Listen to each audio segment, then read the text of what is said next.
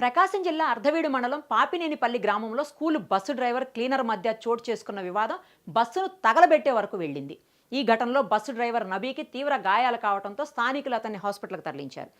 సమాచారం ప్రకారం ఘటనపై కేసు నమోదు చేసుకున్న పోలీసులు దర్యాప్తు చేస్తున్నారు. ఇక వివరాల్లోకి వెళ్తే ఖమ్మం మండలం ఆల్పా స్కూలుకు చెందిన స్కూల్ బస్సును ఎప్పటిలాగే విద్యార్థులను ఇళ్లకు చేర్చి పాపినేనిపల్లి దగ్గర సోమవారం సాయంత్రం నిలిపివేశారు.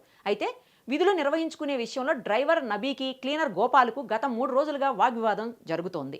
దీంతో నబీపై పగ పెంచుకున్న గోపాల్ అతను ఎలాగైనా ఇబ్బంది పెట్టాలని నిర్ణయించుకున్నాడు. మంగళవారం నాడు తిరిగి విద్యార్థులను స్కూలుకు తరలించే క్రమంలో బస్సు స్టార్ట్ కాలేదు. దీంతో డ్రైవర్ నబీ బస్సుకు ఏమైందో చూద్దామని కిందకి దిగి చెక్ చేశాడు. సెల్ఫ్ మోటార్ ప్రాబ్లం అని తెలుసుకొని రిపేర్ చేస్తున్నాడు. ఇంతలో అక్కడికి వచ్చిన గోపాల్ వెనక నుంచి బస్సుతో పాటు డ్రైవర్ నబీపై పెట్రోల్ పోసి నిప్పంటించాడు. దీంతో బస్సు కింద ఉన్న డ్రైవర్ నబీకి తీవ్రంగా గాయాలయ్యాయి. కాలిన గాయాల నొప్పి తట్టుకోలేక అతను కేకలు వేయడంతో గమనించిన స్థానికులు వెంటనే అక్కడికి చేరుకుని మంటలార్పేశారు. ఆ తర్వాత అతన్ని హాస్పిటల్కి తరలించారు. ఇక మంటల్లో బస్సు మొత్తం పూర్తిగా దగ్ధమైంది.